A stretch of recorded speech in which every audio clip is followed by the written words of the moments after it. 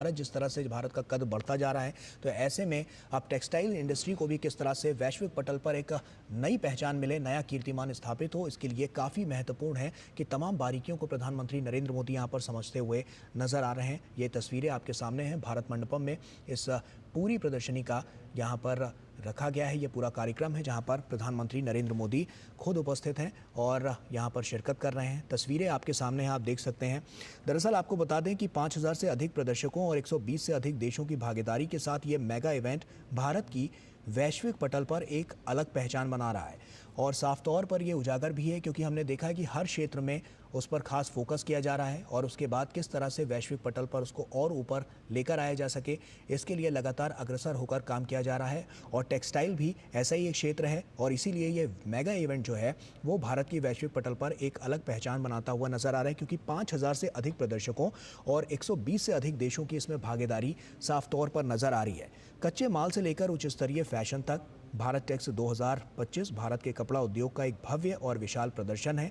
व्यवसाय के साथ ही यहाँ केंद्रीय फोकस स्थिरता पर है। पर्यावरण अनुकूल नवाचारों और जिम्मेदार सोर्सिंग के साथ ये वैश्विक कपड़ा व्यापार को नए आयाम दे रहा है और जिसकी छाप वैश्विक पटल पर साफ तौर पर नजर आ रही है। और इसको लेकर हमने देखा है कि तमाम तैयारियां की जा रही थी कि किस तरह से इसको और ज़्यादा हाईटेक किया जा सके और यही सब कड़ियां हैं जो लगातार जोड़ी जा रही हैं जिससे वैश्विक पटल पर लगातार हम देख रहे हैं कि भारत का जो परचम है वो बुलंद होता जा रहा है, वो और ज़्यादा सशक्त होता जा रहा है। अजीत हमारे साथ हमारे सहयोगी जुड़ चुके हैं। अजीत, प्रधानमंत्री नरेंद्र मोदी यहाँ पर पहुंच चुके हैं, साफ तौर पर वो जायजा लेते हुए नजर आ रहे हैं। क्या हलचल और नजर आ रही है और क्या बड़ी बातें निकलकर सामने आई हैं? बिल्कुल, जो जैसे कि आप देख रहे हैं कि प्रधानमंत्री सीधे पहले यहाँ पर जो एग्जीबिशन लगी हुई है वहाँ पर वो पहुंचे हैं और बड़ी संख्या में लोगों ने उनका अभिवादन किया है। बड़ी संख्या में जो एग्जीबिटर्स हैं, जो लोग हैं, जो विजिटर्स हैं, यहाँ पर आए हुए हैं भारत मंडपम में और प्रधानमंत्री का हाथ हिला के स्वागत किया है। उसके बाद प्रधानमंत्री जो है लगातार जो अंदर एग्जीबिशन लगे हुए हैं वहाँ पर वो जा रहे हैं और तमाम तरह के जो एग्जीबिशन हैं, चाहे उसमें हम हैंडलूम की बात करें, अगर हम टेक्निकल फैब्रिक की बात करें या हम कस्तूरी कॉटन की बात करें, कस्तूरी कॉटन जो है वो भारत ने विकसित किया है और जीरो वेस्ट ये कॉटन है। अपने आप में बहुत ही यूनिक, बहुत ही अलग ये कॉटन है। इसको भारत के जो कंपनियां हैं उन्होंने इसको विकसित किया है, उसके बारे में वो वहाँ पर बात कर रहे हैं। साथ ही वो लगातार वहाँ पर मूवमेंट कर रहे हैं, लोगों से बात कर रहे हैं और देख रहे हैं किस तरीके से जो टेक्सटाइल इंडस्ट्री में पिछले कुछ वर्षों में भारत ने एक अलग पहचान बनाई है देश दुनिया में। और मैं आपको बता दूं कि देखिए बहुत सारे ऐसे ब्रांड्स हैं जो कि मैन्युफैक्चरर जो है टेक्सटाइल के, उनसे वो बनवाकर और विदेशों में एक्सपोर्ट करते हैं। तो ये भारत की बड़ी ताकत है कि अब जो भारतीय उत्पाद हैं, चाहे वो बड़े बड़े इंटरनेशनल ब्रांड्स की बात की जाए तो वो भारत में निर्माण कराकर उसको एक्सपोर्ट करते हैं और भारतीय जो एक कपड़ा है, जो वस्त्र है, उसकी एक अलग पहचान जो है वो अंतर्राष्ट्रीय स्तर पर स्थापित हो रही है। कई यहाँ पर एक बताऊँ आपको यहाँ पर कि पंच तत्व यहाँ पर का एक एग्जीबिशन यहाँ पर है जहाँ पर कि पंच तत्व जल, वायु, अग्नि, आकाश और धरती, उसके बारे में उससे रिलेटेड वहां पर फैब्रिक बनाया गया है। कई तरीके के टेक्निकल फैब्रिक हैं जो कि जो हमारे जो फायर फाइटर्स होते हैं वो यूज करते हैं, जो हमारे जो आर्मी के जवान होते हैं, सेना के जवान होते हैं, वो उसका उपयोग करते हैं।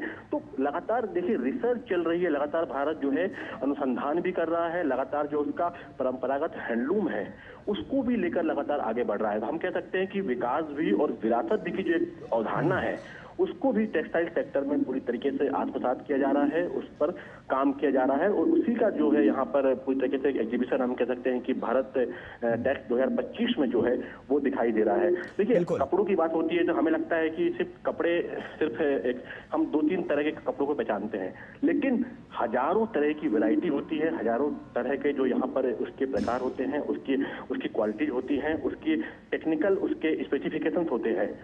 उसको यहाँ पर देखिए प्रधानमंत्री समझ रहे हैं कि किस तरीके से जो है नया नया फैब्रिक जो है उसका इजाद किया जा रहा है, किस तरीके से सस्टेनेबिलिटी के साथ में, जीरो वेस्ट के साथ में अब पूरा फोकस जो है वर्ल्ड का वो ये है कि हम इको फ्रेंडली, जीरो वेस्ट जो फैब्रिक है उसका उपयोग करें, और उसी को लेकर यहाँ पर कई सारे एग्जीबिशंस लगे हैं, और जहाँ पर कि प्रधानमंत्री उसको यहाँ पर समझ रहे हैं, उसके बारे में जानकारी ले रहे हैं, और जो यहाँ पर एक्सपर्ट हैं वो प्रधानमंत्री को जानकारी दे रहे हैं, बता रहे हैं किस तरीके से ये जो फैब्रिक है उसको डेवलप किया गया है, कितना उपयोगी है और किस तरीके से आगे ये काम हो सकता है।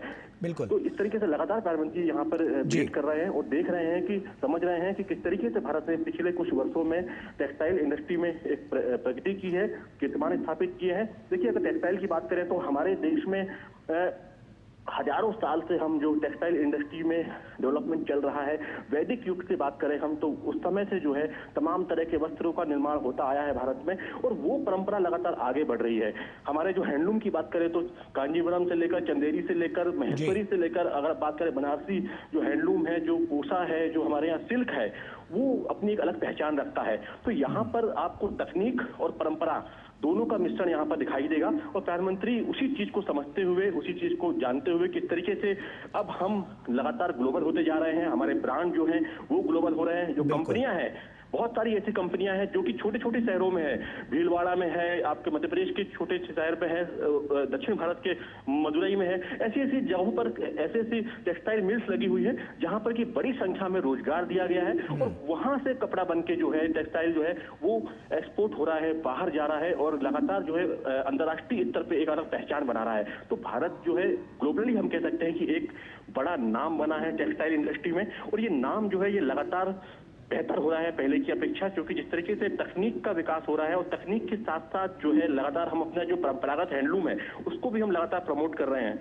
तो ये दोनों चीजें जो है एक साथ चल रही है, और इसी का जो है प्रधानमंत्री यहाँ पर जो है वो जायजा ले रहे हैं, यहाँ पर वहाँ पर प्रदर्शनी में इसको दिखाया गया है। लेकिन कई यहाँ पर जब हमने भी देखा यहाँ पर कि जब हम गए यहाँ पर तो कई ऐसे सारे टेक्सटाइल जो है कंपनियां हैं जो कि अंतर्राष्ट्रीय ब्रांड्स के लिए काम करती हैं, लेकिन वो हमको पता नहीं है, और वो लगातार जो है वो चल रहा है। जी बिल्कुल अजीत, साफ तौर पर टेक्सटाइल को लेकर जब हम देखते हैं तो तमाम स्टार्टअप्स भी इसमें देखने को मिले हैं, और खादी को लेकर जो हम कह रहे हैं कि उसका जो वैश्विक परचम हम लगातार देख रहे हैं कि उसका लहराया जा रहा है और वो बढ़ता हुआ नजर आ रहा है। किस तरह का रोड मैप आने वाले समय के लिए रखा गया है, क्योंकि स्टार्टअप इकोसिस्टम तो इसमें है ही है, टेक्सटाइल के क्षेत्र में भी हम देख रहे हैं, तो भारत कितना और ज्यादा मजबूत होता हुआ नजर आ रहा है? क्या कुछ नया आपकी बार देखने को मिला है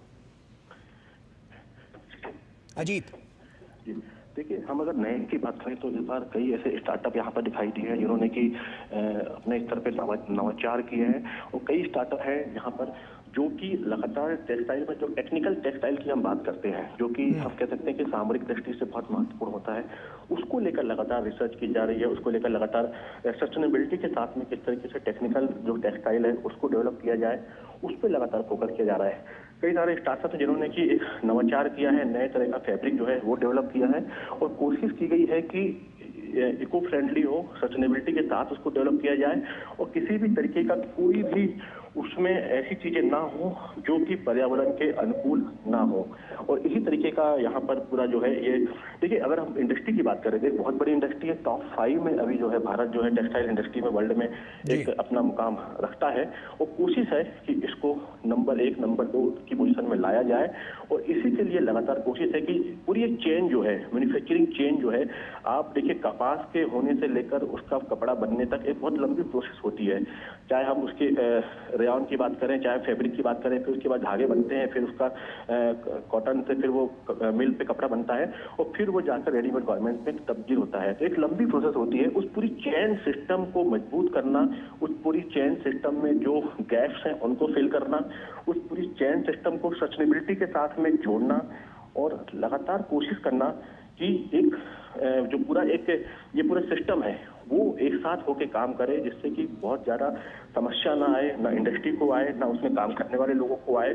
और लगातार जिस तरीके से देखिए ग्लोबली हम देखें तो एक भारत में जो टेक्सटाइल इंडस्ट्री का जो मैन्युफैक्चरिंग है, जो कपास होता है, जो अगर हम कॉटन की बात करें, अगर हम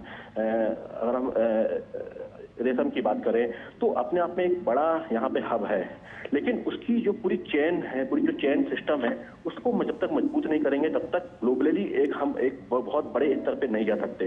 तो कोशिश है कि जो सप्लाई गैप्स हैं उनको भरना है, और उसके साथ में इससे जुड़े जो लोग हैं उनको भी एम्पावर करना है। नई तकनीकें अब आ गई हैं, मिल्स में नए नए प्रयोग हो रहे हैं, नए नए रंगों का प्रयोग हो रहा है, नई नई मशीनों का प्रयोग हो रहा है, और नई तकनीकों के माध्यम से कोशिश ये है कि अब जो पूरा ये इंडस्ट्री है इसको ग्लोबली जो है उसको अब भारत को एक्सपोजर मिले, ग्लोबली जो है भारत जो है इसमें अपना एक मुकाम हासिल करे। अभी भी यहाँ पर 5,000 यहाँ पर 100 से ज्यादा एक्सिबिटर यहाँ पर आए हैं, 120 देशों के प्रतिनिधि यहाँ पर आए हैं और हजारों की संख्या में। देखिए बड़ी बात यह है कि यहाँ पर सिर्फ बड़े इंडस्ट्रीज नहीं आए हैं, बड़ी मिलों के जो कपड़ा बनाने वाले बस नहीं आए हैं, यहाँ पर हथकरघा से लेकर छोटे बुनकर से लेकर बड़ी बड़ी जो इंडस्ट्री है वो उसके भी जो लोग हैं वो यहाँ पर आए हैं। बड़े बड़े जो टेक्सटाइल इंजीनियर्स हैं जो नई तकनीक लेके आ रहे हैं वो यहाँ पर आए हैं, जो नवाचार करने वाले लोग हैं वो यहाँ पर आए हैं। तो हम कह सकते हैं कि पूरा एक इकोसिस्टम जो है उसको किस तरीके से डेवलप किया जाए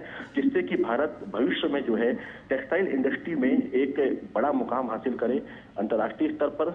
और जिस तरीके से इसमें जो $1 ट्रिलियन की इकोनॉमिक्स है, बहुत बड़ा एक सेक्टर है, क्योंकि आप जानते हैं कि फैशन जो है लगातार बदलता रहता है और इसमें बहुत ज्यादा वैरायटी, बहुत ज्यादा इसमें चीजें आती रहती हैं नई नई। तो उससे किस तरीके से अपग्रेड करें। यहाँ पर स्टूडेंट बहुत सारे आए हैं, निफ्ट के स्टूडेंट्स यहाँ पर आए हुए हैं जो कि लगातार नई नई चीजों को लेकर आए हैं। देखा कि आपने तमाम लोगों से वहां पर बातचीत भी की थी। ऐसे में यहाँ पर इस तरह के जो इवेंट्स होते हैं या एग्जीबिशंस होते हैं उससे उनको कितनी मजबूती मिलती है, क्योंकि कहीं ना कहीं लोकल टू ग्लोबल का जो मंत्र प्रधानमंत्री नरेंद्र मोदी ने दिया है, ऐसे इवेंट्स जो हैं उसको सार्थक करते हुए नजर आते हैं और उनके लिए भी काफी मजबूती आती है, उनकी आय में भी और उनकी वृद्धि में भी।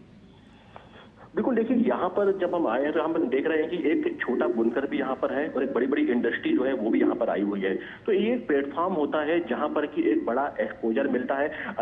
एक बुनकर से लेकर एक अंतर्राष्ट्रीय स्तर का जो एक बायर होता है उसको ये प्लेटफॉर्म मिलता है कि वो यहाँ पर आता है, यहाँ पर अपनी चीजों का B2B यहाँ पर मीटिंग्स हो रही है, यहाँ पर बिजनेस टू बिजनेस मीटिंग हो रही है, यहाँ पर लगातार यहाँ पर लाइव डेमोस्ट्रेशन दिया जा रहा है, लाइव यहाँ पर डेमो ले रहे हैं किस तरीके से फैब्रिक बन रहा है, किस तरीके से तमाम चीजें बन रही हैं। तो जब यहाँ पर एक बिजनेस पर अपॉर्चुनिटी भी जो है यहाँ पर एक बहुत ज्यादा महत्वपूर्ण होती है। और देखिए लगातार क्या है कि प्रधानमंत्री की कोशिश है कि हम हमारी जो हमारी धरोहर है, हम कह सकते हैं हमारा जो परंपरागत हैंडलूम है उसको हम ग्लोबली इस्टेब्लिश करें। उसका एक कह सकते हैं उसका जो इकोसिस्टम है वो इस तरीके से हो कि अंतर्राष्ट्रीय स्तर पर एक विशेष पहचान के रूप में स्थापित हो। जब यहाँ पर लोग आते हैं तो यहाँ पर एक बुनकर से लेकर एक बड़ा इंडस्ट्री तक यहाँ पर आया हुआ है। तो अपने आप में देखिए सबको एक अपॉर्चुनिटी मिलती है, बड़ी अपॉर्चुनिटी मिलती है कि आप जो है यहाँ पर आकर नई नई चीजों को देखते हैं, नई नई चीजों को सीखते हैं और नए एक बहुत बड़े स्तर पे आप वहाँ पर B2B मीटिंग्स में अपने नए कॉन्टेक्ट बनाते हैं, नई बिजनेस डील्स यहाँ पर होती हैं और कई संभावनाओं के अपार द्वार यहाँ पर खुल जाते हैं, क्योंकि 120 देशों से ज्यादा के प्रतिनिधि यहाँ पर आए हुए हैं। तो आप सोच सकते हैं कि लगभग पूरी दुनिया ही यहाँ पर आई हुई है।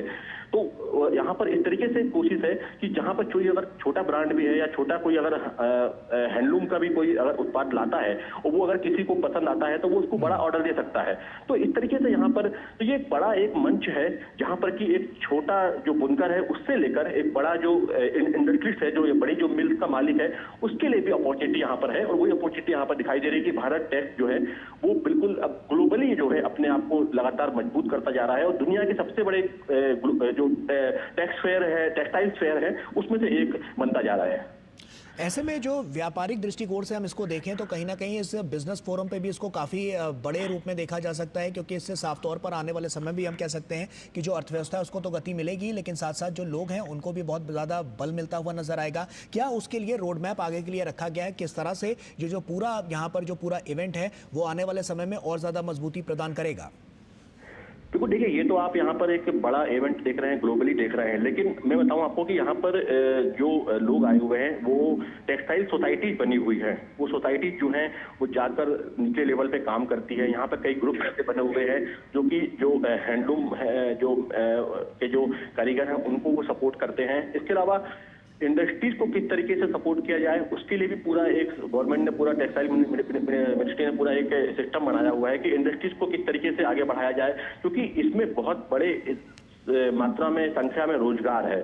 और टेक्सटाइल इंडस्ट्री जो है वो आज से नहीं है, वो हजारों साल से हम कह सकते हैं कि चाहे वो हैंडलूम के रूप में रही हो। पहले गांव गांव में कपड़े बनते थे और खुद बना हुआ कपड़ा जो है वो लोग पहनते थे वो अब मशीनों में तब्दील हो गया है काफी हद तक। अब मशीनों से कपड़े बनते हैं, लेकिन इसमें रोजगार की संभावनाएं बहुत ज्यादा है और बहुत रिमोट एरिया में, छोटे शहरों में भी ये इंडस्ट्री जो है वो सर्वाइव कर जाती है। तो कोशिश ये है कि ऐसा रोड पर आ जाए कि छोटे शहरों या मिड लेवल जो सिटीज हैं वहां पर टेक्सटाइल का डेवलपमेंट जो है, इंडस्ट्री का डेवलपमेंट वहां पर सुनिश्चित किया जाए, स्थानीय लोगों को वहां रोजगार दिया जाए और स्किल डेवलपमेंट के माध्यम से उनको स्किल्ड करके, जबकि बहुत एक स्पेसिफिक ये फील्ड है और लगातार फैशन की दुनिया बदलती रहती है, तो नया नवाचार करते हुए स्किल्ड मैन पावर को उसमें लगाया जाए और जिससे कि वो रोजगार तो जनरेट हो ही, साथ ही इसका जो हम निर्यात की बात करते हैं फैब्रिक के, वो भी लगातार बढ़े। और अभी भी लगातार देखिए भारत कम से कम 100 से ज्यादा देशों को टेक्सटाइल निर्यात करता है और एक बड़ी बात है कि उसमें भारत का जो टेक्सटाइल है वो ऐसा कोई भी महाद्वीप नहीं है जहां पर नहीं जाता है दुनिया का। तो ये अपने आप में बड़ी उपलब्धि है, लेकिन इसको अब मजबूत करने का समय हो गया है और भारत को जिस तरीके से अपनी जो ये एक हम कह सकते हैं कि एक मजबूत पक्ष है, इसको और किस तरीके से मजबूत कर सकते हैं उसका यहाँ पर प्रयास है। और अंतर्राष्ट्रीय स्तर पर जिस तरीके से लोगों का रुझान यहाँ पर हमें दिखाई दे रहा है, जिस तरीके से यहाँ पर जो बायर्स आए हुए हैं, जो B2B मीटिंग्स यहाँ पर हो रही हैं और जो बायर्स का जो इंटरेस्ट यहाँ पर दिखाई दे रहा है, तो कहीं ना कहीं बिल्कुल अंतर्राष्ट्रीय स्तर पर एक हम कह सकते हैं कि भारत का एक टेक्सटाइल सेक्टर में एक बड़ा मुकाम जो है भारत जो है हासिल करेगा और उससे न सिर्फ भारत अपना निर्यात बढ़ा पाएगा, बल्कि लाखों करोड़ों की संख्या में नए रोजगार भी इससे जनरेट होंगे, जो कि युवाओं से लेकर ग्रामीण स्तर पर जो एक बुनकर है उसको भी लाभ मिलेगा। बिल्कुल अजीत, हमने देखा है कि महिलाओं की भागीदारी भी साफ तौर पर इसमें बहुत तेज गति से आगे बढ़ती हुई नजर आई है। आपने भी तमाम महिलाओं से वहां पर बातचीत की होगी, किस तरह के रिएक्शंस निकलकर सामने आ रहे हैं? क्योंकि छोटे छोटे गांवों से, शहरों से, अलग अलग राज्यों से जब लोग इतने बड़े इवेंट में शामिल होते हैं और प्रधानमंत्री नरेंद्र मोदी के नेतृत्व में इसको और ज्यादा लोकल टू ग्लोबल किया जाता है, तो उनकी तरफ से किस तरह के रिएक्शंस आ रहे हैं? क्योंकि साफ तौर पर उनसे उनकी आय में तो बढ़ोतरी होगी, साथ ही साथ उनको मजबूती भी मिलेगी। तो महिला सशक्तिकरण के लिए एक बड़ी बानगी पेश करता हुआ ये इवेंट। अगर आपको याद हो तो हम सबके घर में एक सिलाई मशीन हुआ करती है और उसको महिला ही चलाती है। तो आप सोच सकते हैं कि महिलाओं का कितना बड़ा योगदान है अगर हम इसको बिल्कुल ग्रास रूट पे देखें तो। और कई परिवार ऐसे हैं जिनका की जो पूरा जीवन की जो अर्थव्यवस्था है वो टेक्सटाइल और इसके संबंधित कामों से ही चलती है। और अभी भी कई छोटे छोटे ग्रुप्स ऐसे हैं जो कि ये, अगर हम स्वसहायता समूह ग्रुप्स की बात करें, अगर हम गांवों की बात करें तो वहां भी कई ऐसे ग्रुप्स हैं जो कि टेक्सटाइल में अपना योगदान देकर, चाहे वो सिलाई का काम हो चाहे दूसरे काम हो, करके वो अपने आप को आर्थिक रूप से मजबूत कर रही हैं, आगे बढ़ा रही हैं। तो यहाँ पर देखिए कई महिलाएं ऐसी आई हुई हैं जो कि कभी अपने शहर से, अपने गांव से बाहर नहीं निकली हैं। बहुत अच्छी कारीगर हैं, वो बहुत अच्छा फैब्रिक बनाती हैं, बहुत अच्छा हैंडलूम का काम जानती हैं, लेकिन उन्हें अभी तक वो मंच नहीं मिला है जहां पर कि वो अपनी प्रतिभा को या अपने टैलेंट को दिखा पाए। तो कुछ महिलाएं ऐसी आई हैं, हमने बात करी, कोई महाराष्ट्र से है, कोई राजस्थान से है, कोई मध्य प्रदेश से है, कोई दक्षिण भारत से है, कोई नॉर्थ ईस्ट से है। हर तरफ भारत में विविधता बहुत ज्यादा है। हैंडलूम की बात करें, टेक्सटाइल की बात करें, अलग अलग हम सिर्फ कपड़े नहीं, उसमें होने वाली प्रिंटिंग, उसमें होने वाली डिजाइन, इतनी ज्यादा वैरायटी है और उससे संबंधित काम जो है छोटे छोटे गांवों में, शहरों में लोग कर रहे हैं। तो ऐसे लोग यहाँ पर आए हुए हैं जो कभी भी दिल्ली नहीं आए, कभी भी उच्च में नहीं आए, तो वो बहुत ज्यादा खुश हैं कि उनको एक अपॉर्चुनिटी मिली है अपने हुनर को, अपने परंपरागत टैलेंट को दिखाने की। देखिए कई हम देखते हैं कि जो टेक्सटाइल इंडस्ट्री में या हैंडलूम में हम देखते हैं कि पीढ़ी दर पीढ़ी ये चीज चलती जाती है। अगर आप बात करें तो कई पीढ़ियों दर पीढ़ी जो है ये कला जो है ये आगे बढ़ती जाती है। तो ऐसे भी लोग यहाँ पर आए हुए हैं।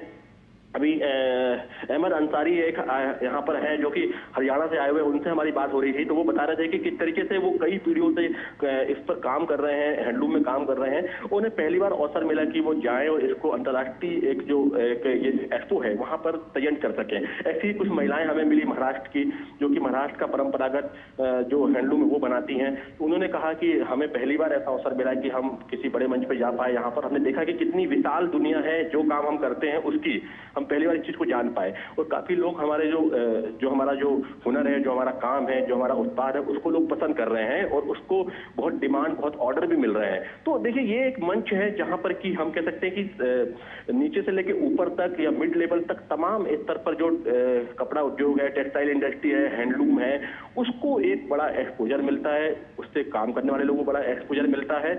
और लोग जो है यहाँ पर आकर बहुत कुछ सीखते भी हैं, बहुत कुछ जानते भी हैं, क्योंकि जब आप इतने बड़े इवेंट में आते हो तो आप बहुत सारी चीजों से रूबरू होते हैं, बहुत सारे लोगों से आपसे मुलाकात होती है, तो आपको नई बिजनेस अपॉर्चुनिटी जो है वो समझ में आती है कि नई बिजनेस अपॉर्चुनिटी क्या और हो सकती है, किस तरीके से हम अपने व्यापार को और आगे बढ़ा सकते हैं, किस तरीके से नवाचार कर सकते हैं, किस तरीके से तकनीक का उपयोग कर सकते हैं और चीजों को बेहतर कर सकते हैं। तो इस तरीके से बड़ा एक मंच है और महिलाओं की बड़ी एक भागीदारी है हमारे यहाँ टेक्सटाइल सेक्टर में, हैंडलूम सेक्टर में, और बड़ी संख्या में महिलाएं भी यहाँ पर आई हुई हैं देश भर से, और जो कि यहाँ पर आकर कहीं ना कहीं खुद को एक एम्पावर्ड महसूस कर रही हैं, खुद को काफी मजबूत महसूस कर रही है कि अब वो और ज्यादा बेहतर जो है वो कर पाएंगे। निश्चित तौर पर, क्योंकि यहाँ तमाम जो कपड़ा कंपनियां हैं वो यहाँ पर विश्व के अलग अलग देशों से आई हुई हैं, 120 से अधिक देश हैं जहाँ पर आई हुई है। निवेशकों के लिहाज से अगर हम बात करें तो आपकी बार का क्या कोई टारगेट ऐसा सेट किया गया है कि क्या कितने, मतलब अगर हम देखें तो किस तरह से इस पर आपकी बार निवेशक जो है वो निवेश करते हुए नजर आ सकते हैं? कोई इसका आंकड़ा सामने आया है, कोई टारगेट इसके लिए रखा गया है? देखिए, अगर टारगेट की बात करें तो अभी कल जब इसका समापन होगा तो जब तमाम जो विस्तार से चीजें निकल के सामने आएंगी, लेकिन जिस तरीके से 120 देशों से ज्यादा के जो प्रतिनिधि यहाँ पर आए हैं, वहाँ के जो डेलीगेट्स यहाँ पर आए हैं, व्यापारी वहाँ पर आए हुए हैं, तो निश्चित तौर पर ये आंकड़ा बहुत बड़ा रहने वाला है। और ये हम कह सकते हैं कि अभी तक जितने भी एक्सपो हुए हैं, ये दूसरा है, तो उसमें सबसे बेहतर आंकड़े जो है यहाँ पर निकलने सामने आएंगे। दूसरा ये है कि कल शाम 17 तारीख तक ये चलेगा, उसके बाद ये आंकड़े जारी किए जाएंगे। लेकिन भारत की कोशिश है कि करीब 15 मिलियन के करीब जो है इसका जो एक्सपोर्ट का, हमने जब बात करी यहाँ पर जो फेडरेशन के अध्यक्ष है, तो उन्होंने कहा कि हमारी कोशिश है कि हम इसको दुगना करें, पहले की अपेक्षा इसको दुगना करें, और भारत जो है न सिर्फ प्रोडक्शन में बल्कि एक्सपोर्ट में जो है ज्यादा फोकस करे कि किस तरीके से एक्सपोर्ट करके इसको निर्यात करके यहाँ का जो फैब्रिक है, यहाँ का जो हैंडलूम है, यहाँ का जो टेक्सटाइल है, उसको निर्यात करके अंतर्राष्ट्रीय स्तर पे जो है एक बड़ा इकोसिस्टम डेवलप करे। और यहाँ के उससे यहाँ पर न सिर्फ रोजगार बढ़ेगा, बल्कि जब लगातार ये एक इकोसिस्टम बन जाएगा तो विदेशों में भी भारत के जो लोग हैं, जो कारीगर हैं, जो यहाँ के स्किल्ड मैन पावर हैं, उनको रोजगार के अवसर मिलेंगे। देखिए, ग्रेटर नोएडा में यहाँ पर तकनीक को लेकर यहाँ पर पूरा प्रदर्शन किया गया है। यहाँ पर जो पूरे जो फैब्रिक है इसका प्रदर्शन यहाँ किया गया है भारत मंडपम में, और ग्रेटर नोएडा में जो टेक्निक यानी कि मशीनों को लेकर, डाई को लेकर वहाँ पर प्रदर्शन किया गया है। किस तरीके से नई नई तकनीकें जो हैं वो सामने आ रही हैं। तो अब वो समय गया कि बहुत ज्यादा समय लगता है, अब आप कम समय में, कम खर्चे में बड़ा प्रोडक्शन कर सकते हैं। लेकिन फिर भी भारत का जो कॉटन है, भारत का जो फैब्रिक है, भारत का जो हैंडलूम है, उसकी मांग जो है वो बहुत ज्यादा बनी हुई है। खासकर यूरोप की बात करें, अमेरिका की बात करें, वहां पर तो फोकस ये है कि इन देशों में और ज्यादा सप्लाई बढ़ाई जाए, और ज्यादा पहले से यहाँ पर एक्सपोर्ट किया जाए, और नई कुछ तकनीकों का उपयोग करके अच्छे से प्रशिक्षण देकर, स्किल्ड करके और ज्यादा बेहतर परिणाम जो है वो हासिल किए जाए। और उसके लिए यहाँ पर ट्रेनिंग सेशन भी यहाँ पर चलाए जा रहे हैं। यहाँ पर जो कॉन्फ्रेंसेस चल रही है यहाँ पर, जिसमें कि लोग एक दूसरे से सीख भी रहे हैं, कुछ नई चीजें बता रहे हैं, कुछ नई चीजें जान रहे हैं। और ये एक बड़ा, हम कह सकते हैं कि ग्लोबली जो है एक अपने आप में एक बड़ा एक गेम चेंजर होगा। अगर इस सेक्टर में भारत जो है लगातार ऐसी ही बढ़त बनाए रखता है तो आने वाले कुछ वर्षों में हम बहुत कह सकते हैं कि बहुत बेहतर परिणाम जो है वो देख सकते हैं।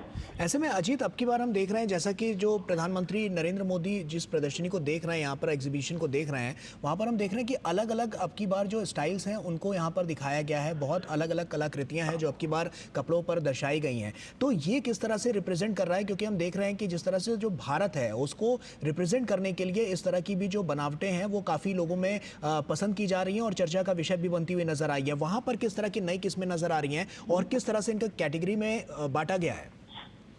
देखिए, यहाँ पर कैटेगरी जो है वो एक टेक्निकल फैब्रिक है, यहाँ पर एक, यहाँ पर कॉटन है, एक यहाँ पे नॉर्मल फैब्रिक है यहाँ पर, और कई यहाँ पे हैंडलूम की कई सारी वैरायटीज है यहाँ पर। लेकिन जो कॉटन है उसकी डिमांड बहुत ज्यादा है, क्योंकि आप देख सकते हैं कि जब पॉलिस्टर आया था तो उस समय पॉलिस्टर की डिमांड बहुत ज्यादा थी। लेकिन जिस तरीके से इको फ्रेंडली और कंफर्टेबल जो फैब्रिक है वो कॉटन माना जाता है। वो आपका जो सूती कपड़े होते हैं, जो फैब्रिक होता है वो माना जाता है। तो उसको लेकर काफी नवाचार यहाँ पर किए गए हैं। देखिए, अगर हम करें तो फैशन की राजधानी जो है वो पेरिस कही जाती है। वर्ल्ड की जो राजधानी है फैशन की वो पेरिस है।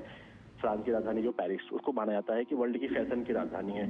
तो उसी यहाँ पर जो है अब कपड़े जो हैं वो सिर्फ इस तरीके से डिजाइन किए जा रहे हैं कि अंतर्राष्ट्रीय स्तर पर भी वो पसंद किए जाएं, क्योंकि देखिए हर कंट्री की डिमांड अलग होती है, हर समाज की जो है वो डिमांड जो है वो अलग होती है। तो कोशिश ये है कि अलग अलग प्रयोग करके, अलग अलग डिजाइन बनाकर, उसमें अलग अलग तरीके के जो मॉडिफिकेशन करके, चेंजेस करके, और बड़ी बात यह है कि देखिए यहाँ पर तो जो हमने देखा है कई ऐसी डिजाइन है जिसमें कि भारत की जो हम कह सकते हैं कि एक थप्पे वाली कला है, एक ब्लॉक पेंटिंग है, ब्लॉक प्रिंटिंग है, उसको यहाँ पर उसको किया जा रहा है। दूसरा यहाँ पर जो मधुबनी पेंटिंग के भी कुछ फैब्रिक में हमने देखा कि वो भी उसमें उकेरी गई। जिस तरीके से मधुबनी पेंटिंग जो बनाई जाती है उसको फैब्रिक में उकेरा गया है, उसको इस तरीके से बनाया गया है। तो देखिए फैशन के साथ साथ आज के समय में लोग अपनी परंपरा को से भी जुड़े रहना चाहते हैं। तो ये कहीं ना कहीं आप दोनों का कॉम्बिनेशन जो है उसकी डिमांड इस समय ज्यादा दिखाई दे रही है। और यहाँ पर भी वो हम देख रहे हैं कि जिस तरीके से जो डिजाइन है, नई नई डिजाइन है, नए नए जो कपड़ों की जो एक वैरायटीज हैं, उनमें ये बहुत ज्यादा दिखाई दे रहा है। और देखिए, और सस्टेनेबल डेवलपमेंट की बात यहाँ पर की जा रही है, तो सस्टेनेबल डेवलपमेंट जो है उसको थीम रखा गया है पूरे इस इवेंट में, और उस पर फोकस करके कोशिश है कि 0% जो है जीरो नेट कार्बन से जो कपड़े बन रहे हैं वो उसकी मांग आजकल बहुत ज्यादा है यूरोप जैसे देशों में, जिसमें कि जीरो वेस्ट होना चाहिए। तो उसको कोशिश की जा रही है कि जीरो वेस्ट से जो कपड़े तैयार हो रहे हैं, जो फैब्रिक तैयार हो रहा है, जो टेक्सटाइल तैयार हो रहा है, अब उस तरफ फोकस है कि उसमें पर्यावरण कोई हानि नहीं होना चाहिए। और इस तरह की टैगिंग भी अब हो रही है, स्पेसिफिक टैगिंग भी हो रही है कि ये पूरी तरह से ऑर्गेनिक है, ये पर्यावरण को नुकसान नहीं पहुंचा है इससे, और ये रिसाइकेबल भी है। यहाँ पर आपको जो बनाना है उसके जो पत्ते होते हैं उसके रेयान से फैब्रिक बन रहा है। सोचिए आपकी ये कितना महत्वपूर्ण है। बांस है, बाम्बू, बांस के जो रेशे होते हैं उससे फैब्रिक बन रहा है। तो इस तरीके से पाइनएप्पल है, उसमें जो प्रोटीन्स होता है उससे फैब्रिक बन रहा है। तो इस तरीके के नई नई चीजें निकल के सामने आ रही हैं कि फलों के जो फाइबर्स होते हैं और जो पेड़ों के फाइबर्स होते हैं उससे फैब्रिक बन रहा है। कई तरह की घास है उसके फाइबर से फैब्रिक बन रहा है। तो ये इको फ्रेंडली और पूरी तरीके से एनवायरमेंट फ्रेंडली फैब्रिक जो है उसकी मांग बहुत ज्यादा है, और ये बहुत ज्यादा दिखाई दे रहा है यहाँ पर कि, और इसकी टैगिंग के साथ जब ये बाहर मार्केट में जाते हैं तो इनकी बहुत ज्यादा डिमांड होती है, क्योंकि सस्टेनेबल डेवलपमेंट पर पूरा वर्ल्ड जो है वो फोकस कर रहा है, नेट जीरो पर फोकस कर रहा है और पर्यावरण संतुलन पे फोकस कर रहा है। तो इस तरीके के फैब्रिक को लगातार बढ़ावा मिल रहा है, और इस तरीके के फैब्रिक अब बनना शुरू हो गए हैं, जो कि पेड़ों के जो फैब्रिक जो हम कह सकते हैं कि जो फाइबर होते हैं उससे टेक्सटाइल जो है वो बन रहे हैं, उससे बनना शुरू हो गया है।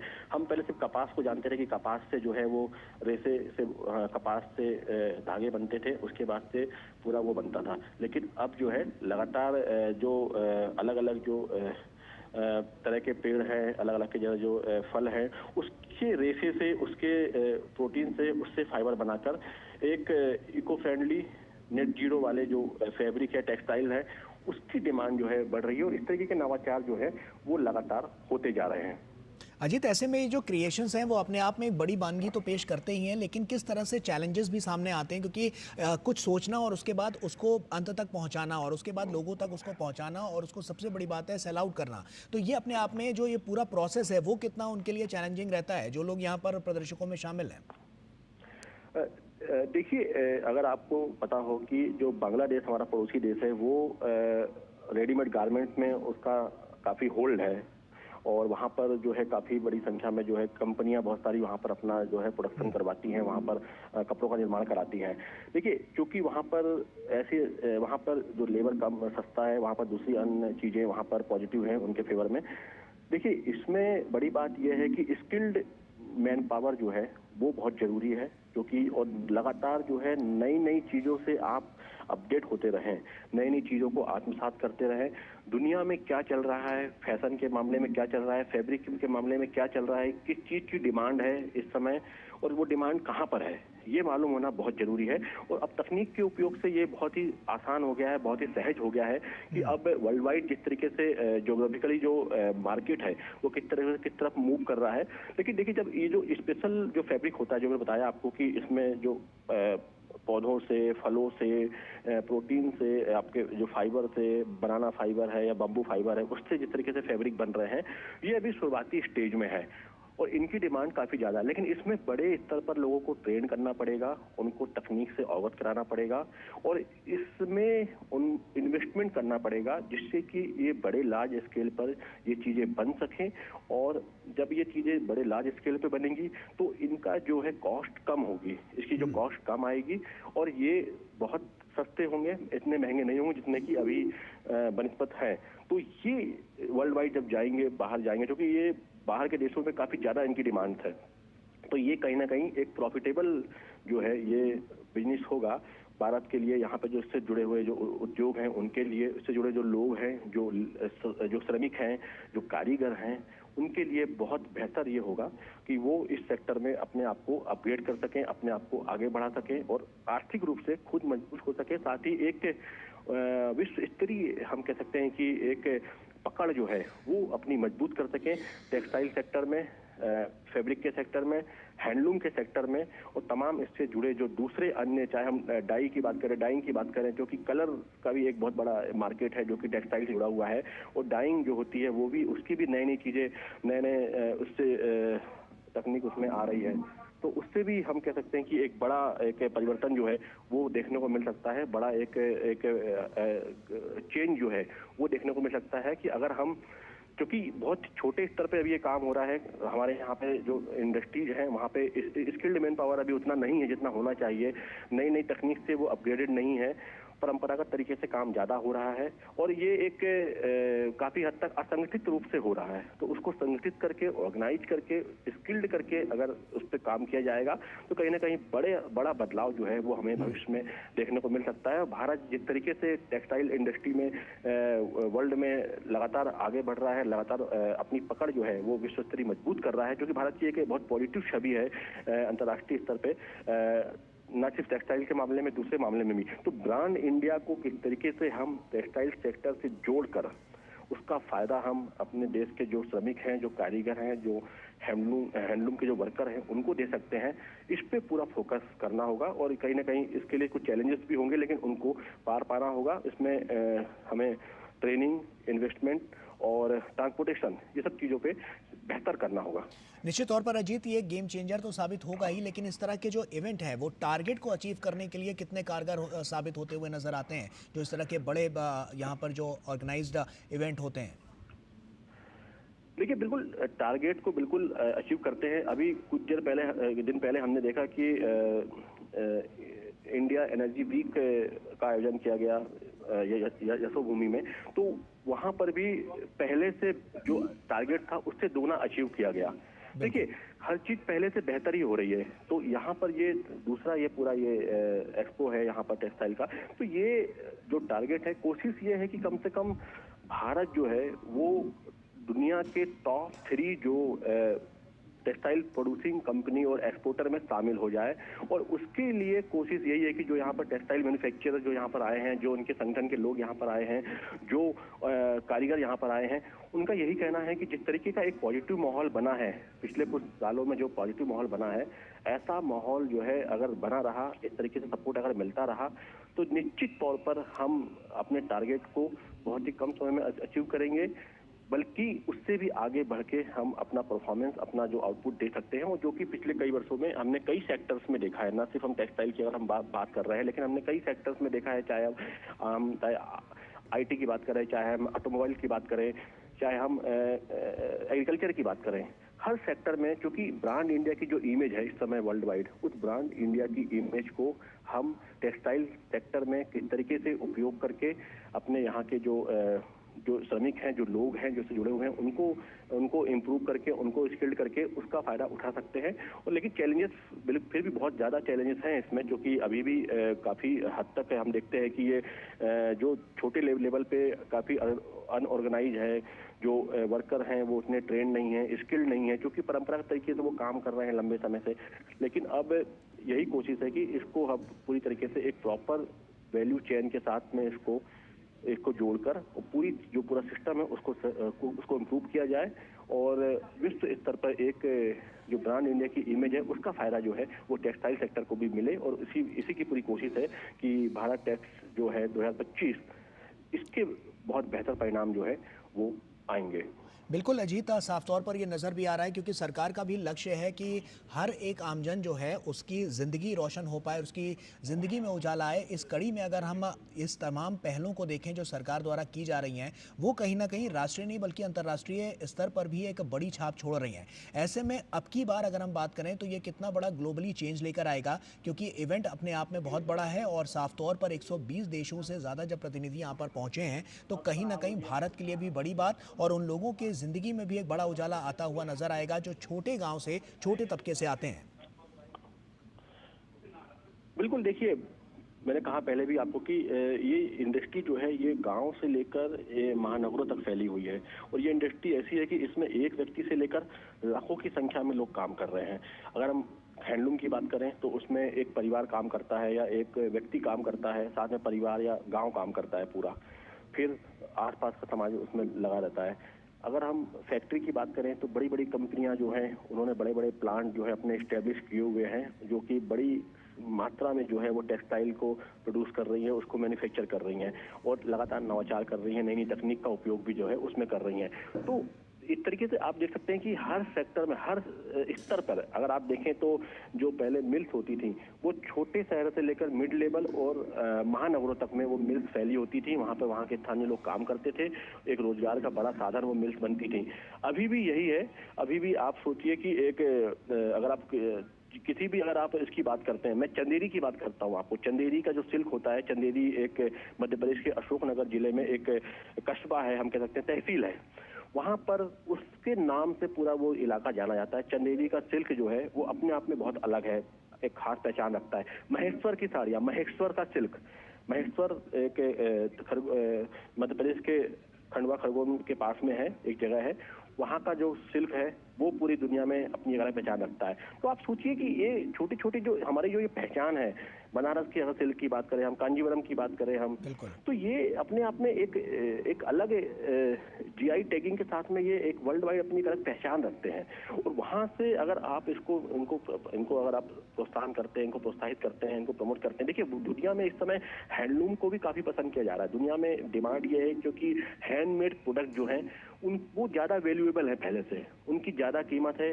वो ज्यादा पसंद किए जा रहे हैं। फैक्ट्रियां आप लगाते हैं, बड़े स्तर पे काम होता है, वो भी है, लेकिन हमें अपने हैंडलूम्स को भी आगे ले जाना होगा। उन लोगों को भी उस मुकाम पर ले जाना होगा कि वो अब पहले से बेहतर कर पाए। बड़ी बड़ी फैक्ट्रियां हैं, बड़ी बड़ी कंपनियां हैं, वहां पर लगातार इन्वेस्टमेंट हो रहे हैं, लगातार वहां पर निवेश आ रहा है। लेकिन कोशिश ये है सरकार की कि अब नीचे से लेकर ऊपर तक सभी स्तर पर हम टेक्सटाइल इंडस्ट्री में हर सेक्शन में जो है वो ग्रोथ करें, हर सेक्शन में आगे बढ़े। हर जो उसका क्षेत्र है, मैंने बताया आपको कि जिस तरीके से चाहे देखिए ये भी किसानों से जुड़ा एक बड़ा एक क्षेत्र है, क्योंकि किसान जब कपास उगाता है, कपास की फसल अच्छी होती है, उसके बाद वो कपास जो है वो मिल में जाता है, वहां से वो उसमें से बिनोला और वो अलग किया जाता है। उसके बाद से फिर लगातार जो है फिर वो मिल में जाके उसमें धागे बनते हैं, फिर वो पूरा कपड़ा फैब्रिक बनता है, फिर वो जाके रेडीमेड गारमेंट्स में बनता है, प्रिंटिंग होती है, फैशन में होता है। तो बड़ी संख्या में किसान, खासतौर पर देखिए महाराष्ट्र, मध्य प्रदेश, यहाँ पर बड़ी संख्या में कपास की खेती करने वाले किसान हैं जो कि सीधे जुड़े हुए हैं टेक्सटाइल इंडस्ट्री से, क्योंकि कपास की खेती जो है वो बहुत महत्वपूर्ण है टेक्सटाइल इंडस्ट्री के लिए और कहीं ना कहीं एक बड़ा रोजगार का साधन भी है। तो कह सकते हैं कि ये सिर्फ, हम ये नहीं कह सकते हैं कि ये जो बिजनेस से जुड़ा हुआ है, ये किसानों के भले के लिए, किसानों के वेलफेयर से भी जुड़ा हुआ एक उद्योग है, एक इंडस्ट्री है, जिसमें अगर फायदा होगा, इसमें निवेश आएगा, इसमें अगर निर्यात बढ़ेगा तो कहीं ना कहीं देश के किसान, जो कपास उत्पादक किसान हैं, उनको भी एक बड़ा फायदा होगा। जो बांस उत्पादक हैं या दूसरे अन्य जो फाइबर होते हैं, जो हम ट्री फाइबर कहते हैं, उसके उत्पादक हैं, उनको भी इससे फायदा होगा। निश्चित तौर पर, क्योंकि सबका साथ सबका विकास को साफ तौर पर ये सार्थक भी करता है। और जिस तरह से हमने देखा है कि लगातार प्रधानमंत्री इस एग्जीबिशन में जब आगे बढ़ रहे हैं तो लोगों से मिलते हुए जा रहे हैं और देख रहे हैं कि किस तरह से क्या क्या बारीकियां हर कपड़ों में अलग अलग नजर आ रही हैं। इनोवेशंस, क्रिएटिविटी की बात हुई और तकनीक का सहारा किस तरह से लिया जा रहा है। और साफ तौर पर प्रधानमंत्री अभी भी इस प्रदर्शनी में देखते हुए आगे बढ़ रहे हैं कि किस तरह से जो लोग हाथों से भी जो रचनाएं अपनी कर रहे हैं वो किस तरह से हैं। तो साफ तौर पर सिर्फ कपड़ों की बात नहीं, इसके अलावा भी बहुत सारे ऐसे भी यहाँ पर डिज़ाइनर्स हैं फैशन को लेकर, इंडस्ट्री में टेक्सटाइल्स को लेकर, जो साफ तौर पर हम देख पा रहे हैं अजीत कि वो अपने हाथों से भी बना रहे हैं, उस चित्रकला को रख रहे हैं जो भारत का परचम और ज़्यादा बुलंद करता हुआ नजर आ रहा है। मेक इन इंडिया के लिए, आत्मनिर्भर भारत के लिए कितना बड़ा दिन?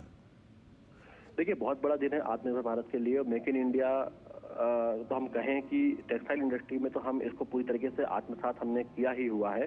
देखिए, आपको बताऊं मैं कि बहुत सारे ऐसे ब्रांड हैं, विदेशी ब्रांड हैं, जो कि अपनी मैन्युफैक्चरिंग भारत से करवाते हैं अपने ब्रांड के, क्योंकि फैब्रिक तो जो मिल्स हैं वो बनाती हैं, जो कपड़ा मिल्स होती हैं वो बनाती हैं, लेकिन वो अपने ब्रांड की रिक्वायरमेंट बताते हैं कंपनियों को, और कंपनी उसके हिसाब से मैन्युफैक्चर करती है, उसके हिसाब से फैब्रिक को तैयार करती है, उसके हिसाब से प्रिंटिंग करती है, उसके हिसाब से उसकी कटिंग करा के, सिलाई करा के उसको रेडीमेड सप्लाई करती है। ये पूरा सिस्टम बना हुआ है। आपने बताया कि लाइव डेमो, देखिए यहाँ पर मैंने वही कहा आपको कि देखिए यहाँ पर हर वर्ग का ध्यान रखा गया है, जो कि बहुत ब्रॉड एक सेक्टर है, टेक्सटाइल सेक्टर है, हैंडलूम सेक्टर है। तो यहाँ पर जो भारत की परंपरागत जो कारीगरी है, जो हैंडलूम है, उसको भी यहाँ पर लाइव डेमो के रूप में दिखाया गया है।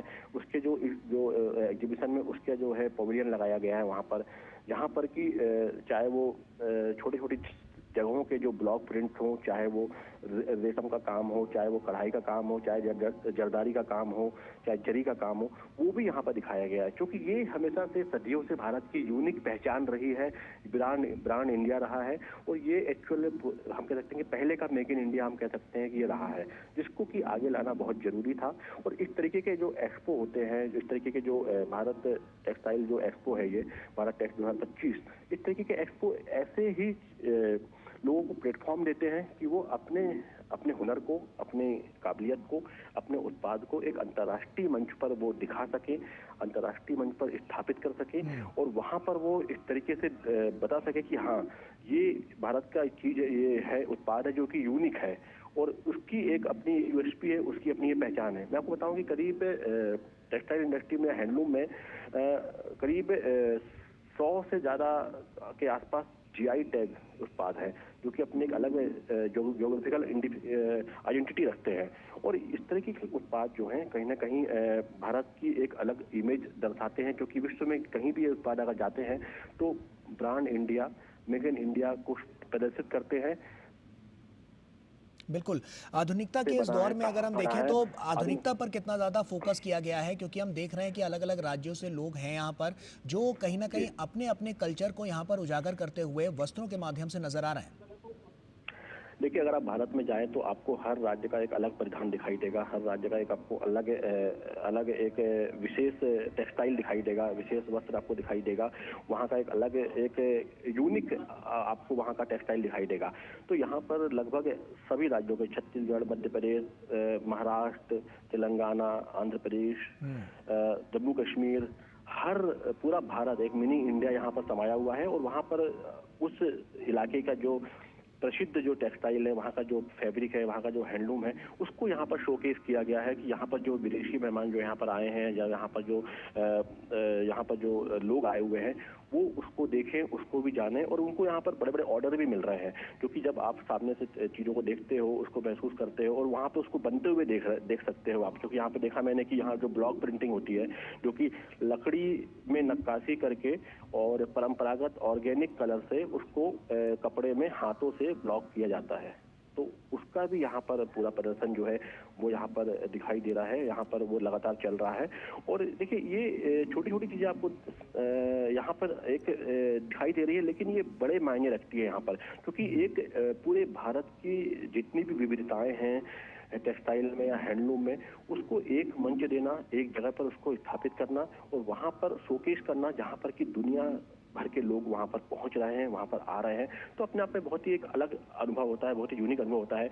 मैं कल छत्तीसगढ़ के एक कारीगर से बात कर रहा था, तो उन्होंने बताया कि किस तरीके से वो छत्तीसगढ़ में जांजगीर चांपा एक जगह है, तो जी। वहाँ से वो आए हुए हैं और उन्होंने किस तरीके से ये जो उनका जो पुश्तैनी ये काम है और कई पीढ़ियों से वो करते आ रहे हैं, लेकिन इतना बड़ा मंच उन्हें पहले कभी नहीं मिला अपनी कला को दिखाने का, अपने ये फैब्रिक को दिखाने का, अपने हैंडलूम को दिखाने का।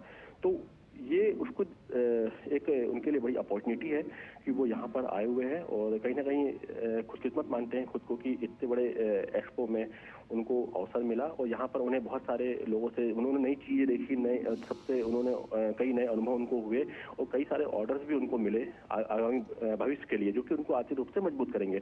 तो मिनी इंडिया हम कह सकते हैं यहाँ पर है और सब पूरे भारत भर का जो यहाँ पर जो टेक्सटाइल इंडस्ट्री की जो खासियत है, जो यहाँ की उसकी जो उपयोगिता है, वो यहाँ पर प्रदर्शित हो रही है। यहाँ पर हमने देखा कि एक कंपनी है जो सिर्फ यूनिफॉर्म बनाती है, तो उसने किस तरीके से यूनिफॉर्म बनाई है, चाहे वो स्कूल यूनिफॉर्म से लेकर मिलिट्री, पैरामिलिट्री फोर्सेस और टेक्निकल हम कह सकते हैं कि जो फायर फाइटर होते हैं उनकी यूनिफॉर्म। तो इसमें स्पेशलाइजेशन का भी समय आ गया है कि आप किसी एक चीज पर काम करते हैं, किसी एक टेक्निक पे काम करते हैं, किसी एक फैब्रिक पे काम करते हैं और उसको वर्ल्ड वाइड अपने आप को इस्टेब्लिश करते हैं। तो वो एक इमेज क्रिएशन का भी दौर इस समय है और वो भी यहाँ पर दिखाई दे रहा है कि कई ऐसी भारतीय कंपनियां हैं जो कि अब वर्ल्ड वाइड जो है अंतर्राष्ट्रीय स्तर पर इस तरीके का जो टेक्निकल फैब्रिक होता है, जो कि सामरिक दृष्टि से बहुत महत्वपूर्ण होता है, इस तरीके का फैब्रिक जो है अब अंतर्राष्ट्रीय स्तर पर सप्लाई कर रही है। वहां से उनको ऑर्डर्स मिल रहे हैं, वहां से लगातार डिमांड्स आ रही हैं और जब यहाँ पर इस एक्सपो में और देशों के लोग भी आए हैं तो वो भी देख रहे हैं कि ये चीजें भारत में उपलब्ध हैं, क्योंकि बाहर से भारत की वो चीजें समझ में नहीं आती हैं, लेकिन जब वो यहाँ पर आकर देखते हैं कि इस तरह की चीजें भारत में उपलब्ध हैं और इतने कम रेट में है या इतने कम दाम में है, तो वो यहाँ पर B2B मीटिंग करके यहाँ पर उनको ऑर्डर देते हैं और कहीं ना कहीं उससे एक बड़ा एक हम कह सकते हैं कि ट्रेड एग्रीमेंट जो है या ट्रेड बेनिफिट जो है वो देश को मिलता है, भारत को मिलता है, यहाँ के लोगों को मिलता है, यहाँ के जो इंडस्ट्रियलिस्ट हैं उनको मिलता है। बिल्कुल अजीत, तमाम कंपनियों के सीईओ भी यहाँ पर मौजूद हैं, आपने उनसे बातचीत भी की होगी, उनके मन में किस तरह के विचार हैं, क्योंकि टेक्सटाइल इंडस्ट्री हम देख रहे हैं कि बहुत तेज़ गति से आगे बढ़ती हुई नज़र आ रही है। तो ऐसे में अब की बार उनके मन में क्या विचार नज़र आ रहे हैं, किस तरह से वो चीज़ों को देख रहे हैं और परख रहे हैं, और उनकी क्वालिटी के लिहाज से अगर हम बात करें तो उनको क्या नज़र आता है? क्योंकि भारत में हमने देखा है कि आप कहीं भी चले जाइए, हर राज्य का, हर शहर का एक अपना अलग पहनावा है। तो उस तरह से भारतीय संस्कृति को, कल्चर को लेकर वहाँ के जो बड़े कंपनियों के बड़े बड़े सीईओज हैं वो क्या मानते हैं? देखिए यहाँ पर हम कहें, देखिए अब कपड़े में अब बड़ी बड़ी कंपनियां जो है टेक्सटाइल इंडस्ट्री में बड़ी बड़ी कंपनियां भी काम कर रही हैं। अब आप जानते हैं कि बहुत सारी कंपनियां ऐसी हैं जो कि अंतर्राष्ट्रीय स्तर पर ट्रेड करती हैं और उनके प्रतिनिधि भी यहाँ पर आए हुए हैं।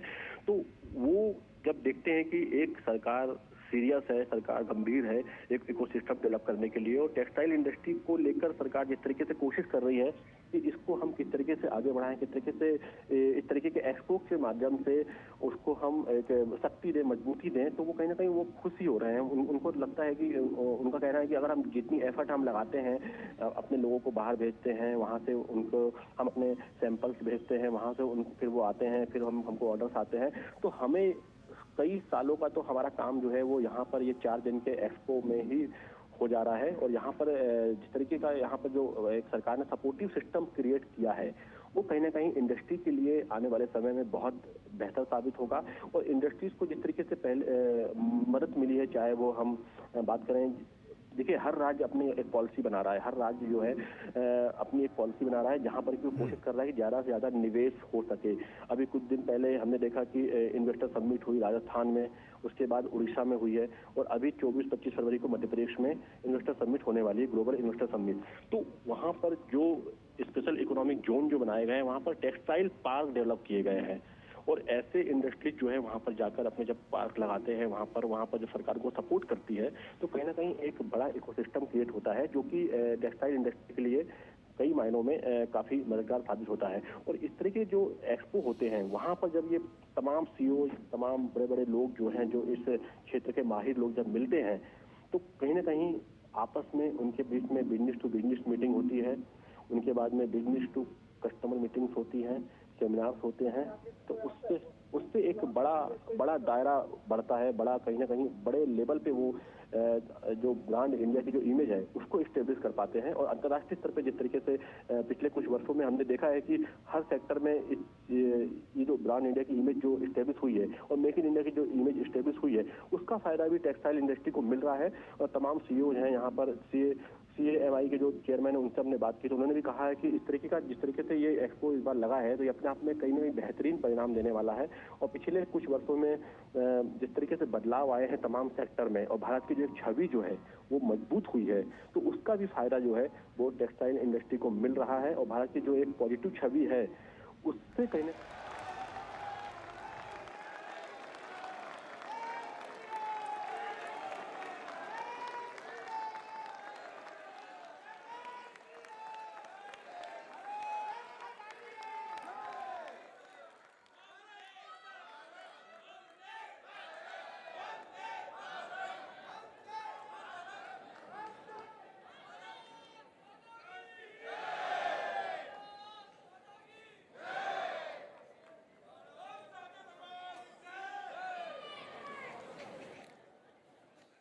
मैं Shubhra, additional DGFT and trade advisor from ministry of textiles. हमारे प्रिय वस्त्र मंत्री श्री गिरिराज सिंह जी, राज्य मंत्री पवित्र मार्गरेटा जी, हमारे सचिव नीलम Shami Rao ji, Bharat takes trade federation के कोर कमेटी, स्टीयरिंग कमेटी के प्रत्येक मेंबर की तरफ से, वस्त्र मंत्रालय के हर एक ऑफिसर की तरफ से और यहाँ उपस्थित वस्त्र जगत के हर एक स्टेक होल्डर की तरफ से सर आपका हार्दिक स्वागत करती हूँ। मैं यहाँ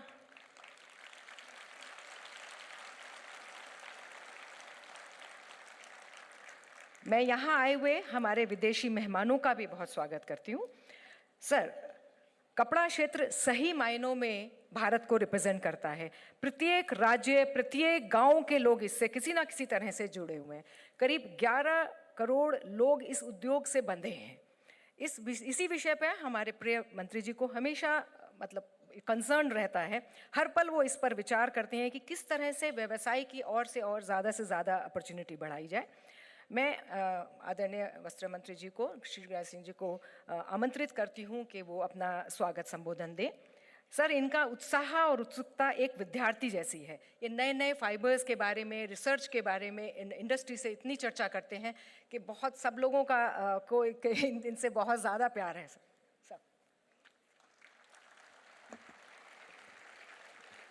बोलिए भारत माता की, भारत माता की, नरेंद्र मोदी जिंदाबाद।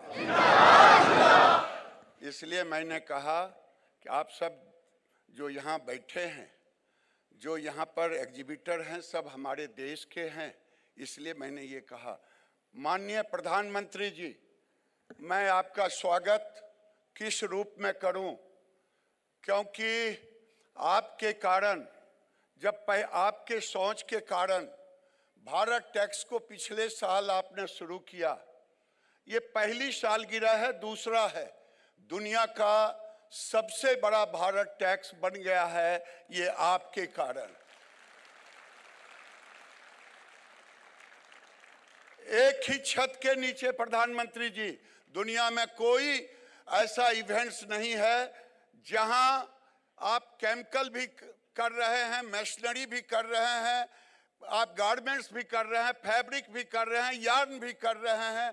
ये दुनिया के लोगों को बड़ा पसंद आया है।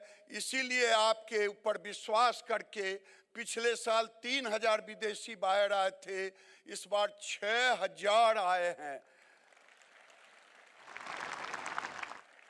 एग्जीबिटर भी 3500 थे, इस बार 5000 हैं। मैं सबका स्वागत करता हूं। माननीय प्रधानमंत्री जी, आज आपके यहां आने से हमारी इंडस्ट्री में एक उत्साह बढ़ा है। विदेशों से काफ़ी आए हैं, एक देश से 300 आए हैं, रसा से, ऑस्ट्रेलिया से, कई देशों से। 110 देश पिछले बार आपके आदेश पर आए थे, आपके आग्रह पर आए थे, आपके निमंत्रण पर। इस बार 126 देश आए हैं। मैं सबका स्वागत करता हूं और माननीय प्रधानमंत्री जी को कोटि सा धन्यवाद देता हूं।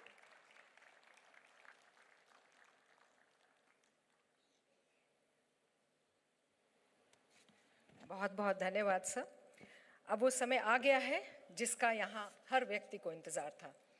हम सब वस्त्र जगत के सबसे बड़े शुभचिंतक, प्रोत्साहक और सपोर्टर को सुनना चाहेंगे। सर, आप तुरंत 1-2 दिन पहले इतनी लंबी यात्रा से आए हैं और आज आपने हमारे बीच आने का आग्रह भी स्वीकार किया। आपने इंडस्ट्री के साथ संवाद किया।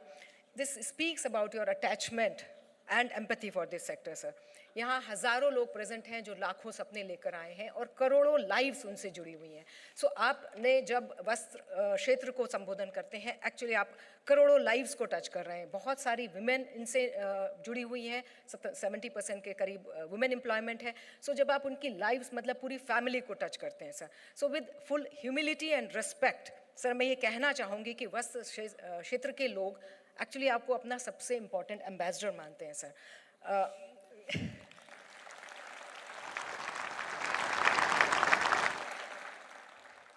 सर, गत वर्ष सर आपके द्वारा जैसे बताया मंत्री जी ने, आपने भारत टैक्स का शुभारंभ किया था। आपने हमें कुछ सुझाव दिए थे, उनको हमने कोशिश की है कि पूरा निभा पाएँ। जैसे कि आपने कहा कि सब लोग मिलकर क्यों नहीं आते हैं, जुड़ते क्यों नहीं हैं, आप अलग अलग काउंसिल क्यों हैं, अलग अलग एसोसिएशंस क्यों हैं। तो सर आपको मुझे बताते बहुत खुशी होती है। सर, हम एक इकाई बन गया है, इंडस्ट्री एक इकाई बन गया है जिसका नाम है BTTF, Bharat tax trade federation. So ये पूरा समारोह, पूरा कार्यक्रम अब BTTF ने किया है सर। एंड अगेन आपने कहा था कि जो पूरी वैल्यू चेन साथ क्यों नहीं रखते हो, पूरी मूल्य श्रृंखला साथ क्यों नहीं आती है। सो अगेन बहुत प्रसन्नता होती है मुझे बताते हुए सर। इस बार केमिकल्स एंड मशीनरी भी हमारे साथ हैं। So it's a complete forward and backward integration, the whole value chain, पूरी मूल्य श्रृंखला हमारे साथ इस भारत टैक्स के साथ जुड़ी हुई है। आपने कहा कि नए मार्केट्स एंड नए प्रोडक्ट्स के ऊपर थोड़ा सा आप लोगों को ध्यान देना चाहिए। एंड मैं बताती हूँ सर, हर काउंसिल ने एक्चुअली नए नए प्रोडक्ट्स ढूंढे हैं, टैरिफ लाइन वाइज स्ट्रेटजीज बना रहे हैं, नए नए मार्केट्स में के साथ इंगेज कर रहे हैं और उसमें एक्सप्लोरेशन चल रहा है। सर, मैं अब आपको आमंत्रित करती हूँ सर, मैं आपसे निवेदन करती हूँ कि आप हमें संबोधित करें और हमारा मार्गदर्शन करें आगे जाने का।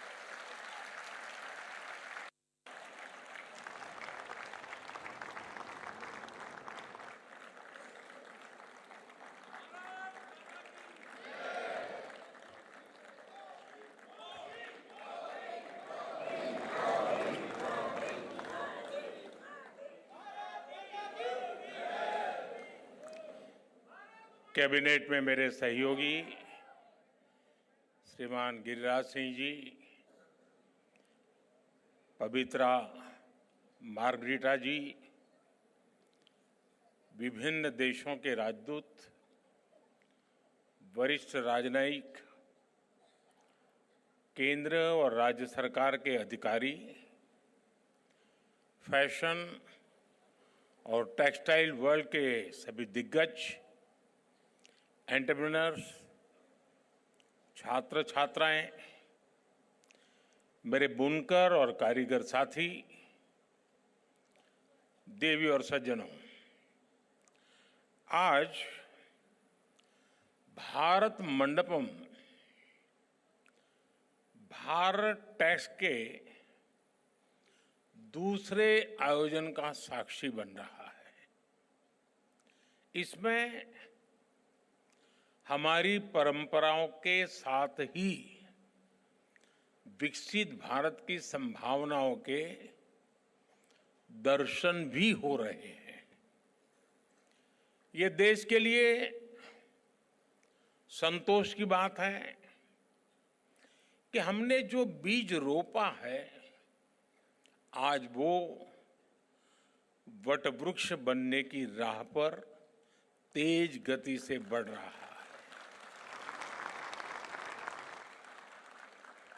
भारत टैक्स अब एक मेगा ग्लोबल टेक्सटाइल इवेंट बन रहा है। इस बार वैल्यू चेन का पूरा स्पेक्ट्रम, इससे जुड़े 12 समूह एक साथ यहां हिस्सा ले रहे हैं। एक्सेसरीज, गारमेंट, मशीनरी, केमिकल्स और डाइज का भी प्रदर्शन किया गया है। भारत टैक्स दुनिया भर के पॉलिसी मेकर्स, सीईओ और इंडस्ट्री लीडर्स के लिए एंगेजमेंट, कोलैबोरेशन और पार्टनरशिप का एक बहुत ही मजबूत मंच बन रहा है। इस आयोजन के लिए सभी स्टेक होल्डर्स का प्रयास बहुत सराहनीय है। मैं इसके काम में जुटे हुए सब लोगों को हृदय से बहुत बहुत बधाई देता हूं।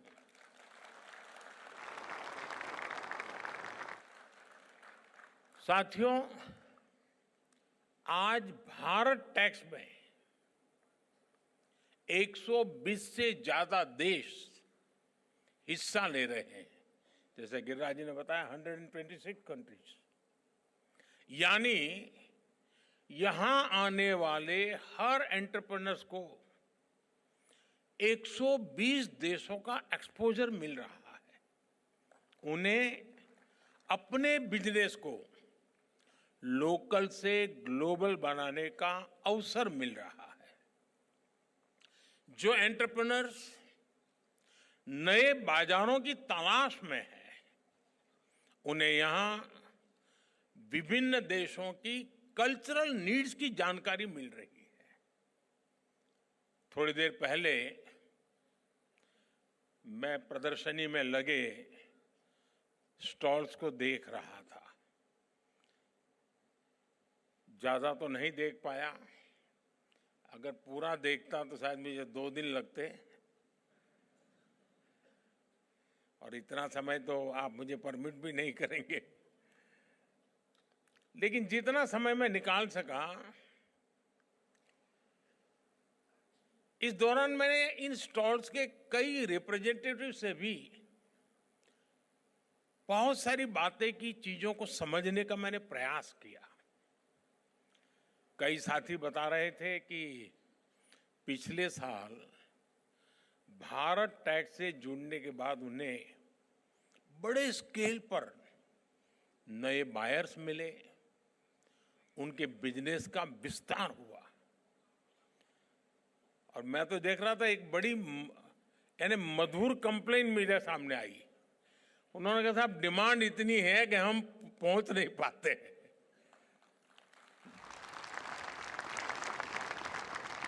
और कुछ साथियों ने मुझे कहा कि साहब एक फैक्ट्री लगानी है तो एवरेज हमें 70-75 करोड़ रुपया खर्च लगता है और 2000 लोगों को काम देते हैं। मैं बैंकिंग क्षेत्र के लोगों को सबसे पहले कहूंगा कि इन सब की क्या मांग है, प्रायोरिटी समझो और दो।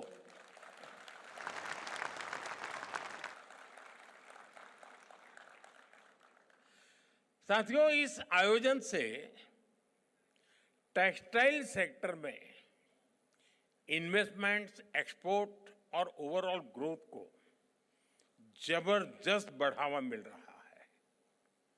साथियों, भारत टैक्स के इस आयोजन में हमारे परिधानों के जरिए भारत की सांस्कृतिक विविधता के भी दर्शन होते हैं। पूरब से पश्चिम, उत्तर से दक्षिण, हमारे यहां कितने तरह के पारंपरिक परिधान हैं। एक एक परिधान के कितने कितने प्रकार हैं। लखनवी चिकन, राजस्थान और गुजरात की बांधनी, गुजरात का पटोला और मेरी काशी का बनारसी सिल्क,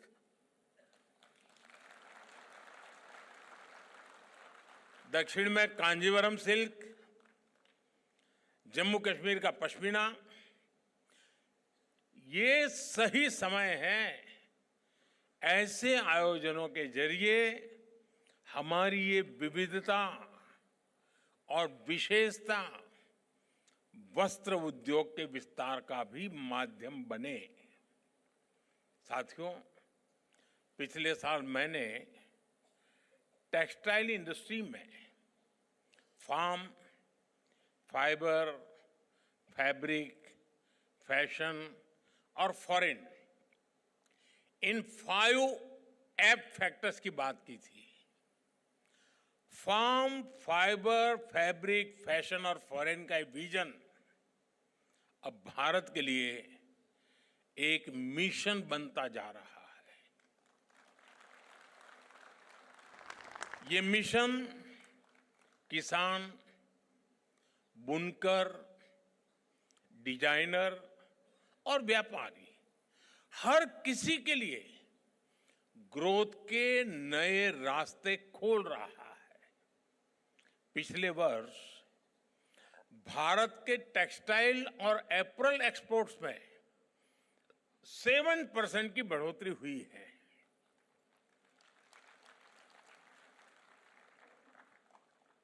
अब आप 7% में ताली बजाओगे तो मेरा होगा क्या?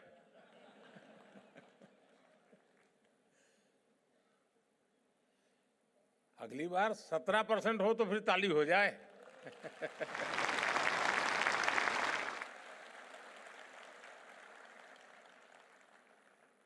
आज हम दुनिया के 6ठे सबसे बड़े टेक्सटाइल और एपरल्स एक्सपोर्टर है।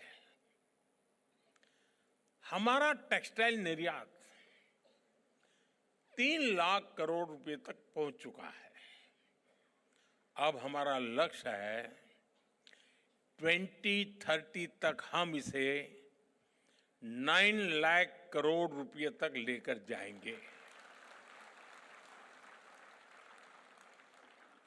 मैं भले बोलता यहां हूं ये 2030 की बात, लेकिन आज जो मैंने वहां जो मिजाज देखा है तो मुझे लगता है कि शायद आप ये मेरा आंकड़ा गलत सिद्ध कर देंगे और 2030 के पहले ही काम पूरा कर देंगे। साथियों, इस सफलता के पीछे पूरे 1 दशक की मेहनत है। 1 दशक की कंसिस्टेंट पॉलिसी है। इसलिए पिछले 1 दशक में हमारे टेक्सटाइल सेक्टर में विदेशी निवेश 2 गुना हुआ है। और आज मुझे कुछ साथी बता रहे थे कि साहब बहुत सारी विदेशी कंपनियां भारत में इन्वेस्टमेंट करने के लिए आना चाहती हैं। तो मैंने उनसे कहा कि देखिए, आप हमारे सबसे बड़े एम्बेसडर हैं। जब आप कहेंगे तो कोई भी बात मान लेगा, सरकार कहेगी तो वो जांच करने जाएगा, ये सही है, गलत है, ठीक है, नहीं है। लेकिन अगर उसी फील्ड का व्यापारी जब कहता है तो मान लेता है, हाँ यार मौका है, चलो।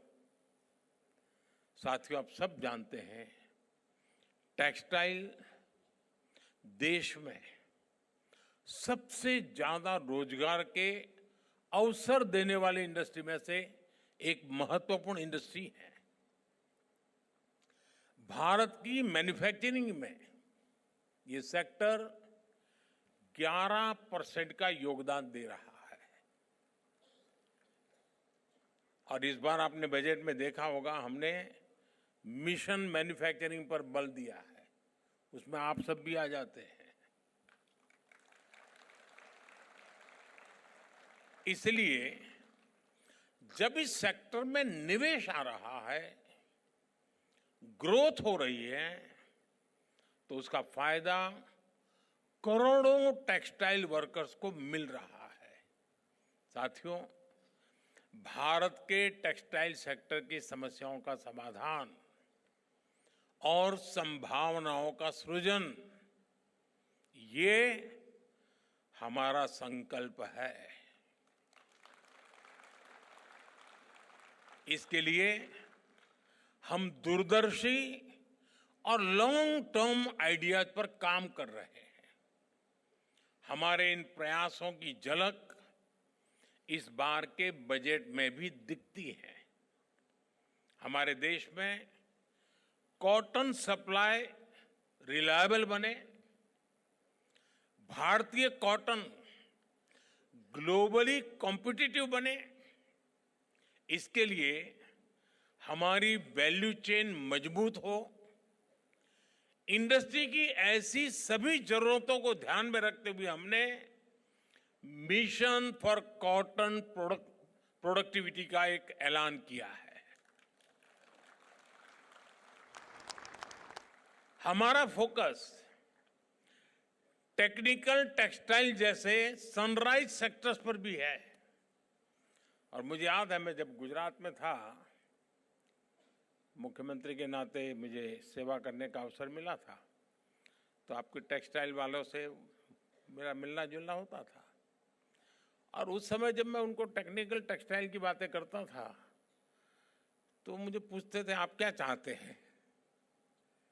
आज मुझे खुशी है कि भारत इसमें अपनी पहचान बना रहा है।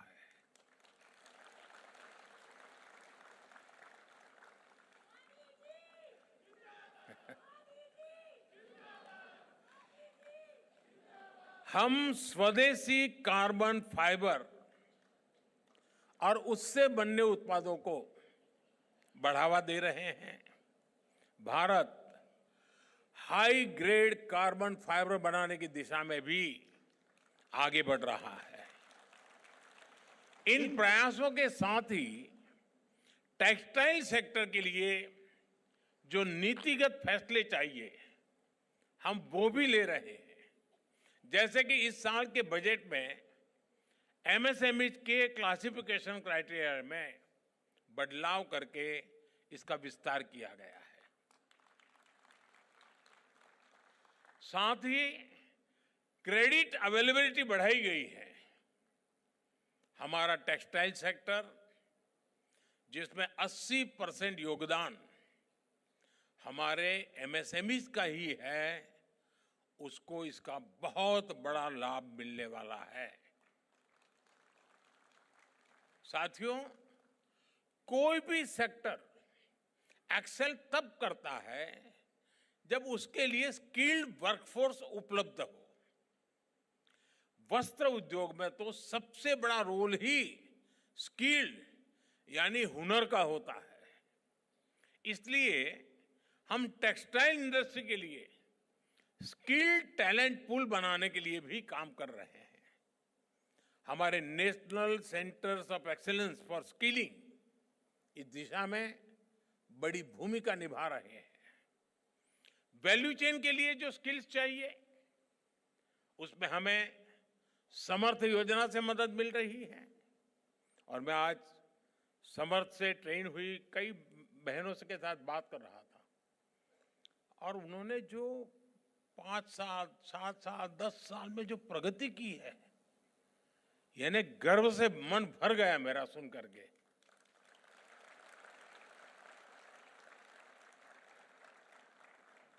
हमारी ये भी कोशिश है कि टेक्नोलॉजी के इस दौर में हैंडलूम की ऑथेंटिसिटी को, हाथ के कौशल को भी उतना ही महत्व मिले।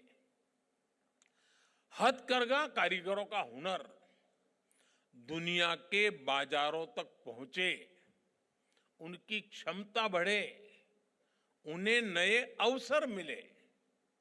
हम इस दिशा में भी काम कर रहे हैं। पिछले 10 वर्षों में हैंडलूम्स को बढ़ावा देने के लिए 2400 से ज्यादा बड़े मार्केटिंग इवेंट्स का आयोजन किया गया। 2400 से ज्यादा। हैंडलूम प्रोडक्ट्स की ऑनलाइन मार्केटिंग को बढ़ावा देने के लिए इंडिया हैंडमेड नाम से ई कॉमर्स प्लेटफॉर्म भी बनाया गया है। इस पर हजारों हैंडलूम ब्रांड रजिस्टर भी कर चुके हैं। हैंडलूम प्रोडक्ट्स की जीआई टैगिंग, इसका भी बहुत बड़ा लाभ इन ब्रांड्स को हो रहा है। साथियों, पिछले वर्ष भारत टैक्स के आयोजन के दौरान टेक्सटाइल स्टार्टअप ग्रांड चैलेंज को लॉन्च किया गया था। उसमें युवाओं से टेक्सटाइल सेक्टर के लिए इनोवेटिव सस्टेनेबल सॉल्यूशंस मांगे गए थे। इस चैलेंज में देश भर के युवाओं ने बढ़ चढ़ करके हिस्सा लिया। इस चैलेंज के विजेता युवाओं को यहां इनवाइट भी किया गया है। वो यहां हमारे बीच में बैठे भी हैं। आज यहां ऐसे स्टार्टअप्स को भी बुलाया गया है जो इन युवाओं को आगे बढ़ाना चाहेंगे। ऐसे पिच फेस्ट को आईआईटी मद्रास, अटल इनोवेशन मिशन और कई बड़े प्राइवेट टेक्सटाइल ऑर्गेनाइजेशंस का सपोर्ट मिल रहा है। इससे देश में स्टार्टअप कल्चर को बढ़ावा मिलेगा। मैं चाहूंगा हमारे युवा नए टेक्नो टेक्सटाइल स्टार्टअप लेकर आए, नए आइडियाज पर काम करें। एक सुझाव हमारी इंडस्ट्री को भी है। हमारी टेक्सटाइल इंडस्ट्री भी आईआईटी जैसे इंस्टीट्यूट्स के साथ नए टूल्स डेवलप करने के लिए कोलैबोरेट कर सकती है। आजकल हम सोशल मीडिया और ट्रेंड्स में देख रहे हैं, नई पीढ़ी अब आधुनिकता के साथ साथ पारंपरिक परिधानों को भी पसंद कर रही है। इसलिए आज ट्रेडिशन और इनोवेशन के फ्यूजन का महत्व भी काफी बढ़ गया है। हमें ऐसे पारंपरिक परिधानों से इंस्पायर्ड ऐसे प्रोडक्ट्स लॉन्च करने चाहिए जो न केवल भारत में बल्कि पूरी दुनिया में नई पीढ़ी को आकर्षित करें। एक और अहम विषय टेक्नोलॉजी की बढ़ती भूमिका का भी है। नए ट्रेंड डिस्कवर करने में, नए स्टाइल्स क्रिएट करने में अब एआई जैसी टेक्नोलॉजी की भूमिका लगातार बढ़ती जा रही है। अभी जब मैं निफ्ट के स्टॉल पर गया तो वो मुझे बता रहे थे कि हम एआई के माध्यम से 2026 का ट्रेंड क्या होगा, हम उसको अब प्रमोट कर रहे हैं। वरना पहले दुनिया के और देश ही हम कहते थे काला पहनो, हम पहन लेते थे। अब हम दुनिया को कहेंगे क्या पहनना है।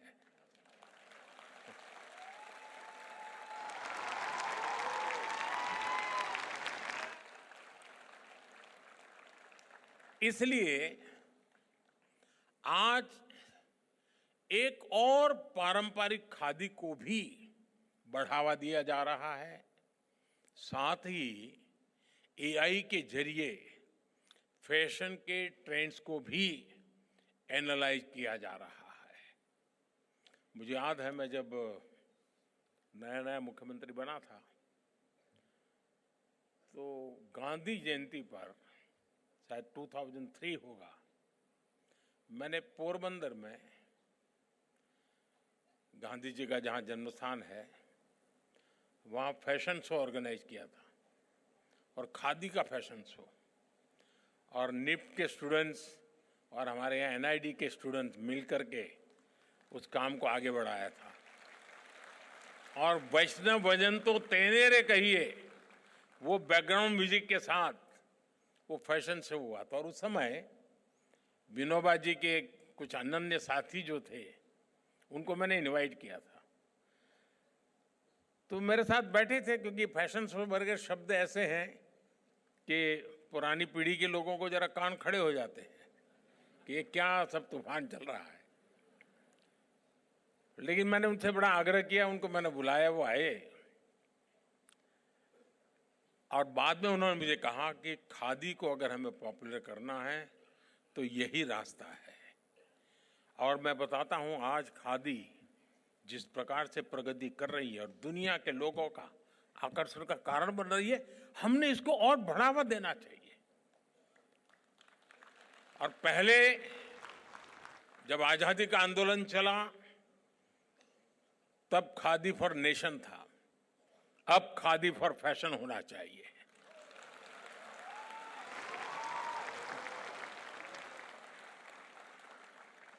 साथियों, कुछ दिनों पहले, जैसा अभी अनाउंसर बता रहे थे, मैं विदेश दौरे पर से ही आया हूं।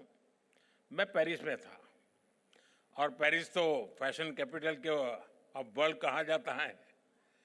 इस यात्रा के दौरान विभिन्न मुद्दों पर दोनों देशों के बीच अहम साझेदारी हुई।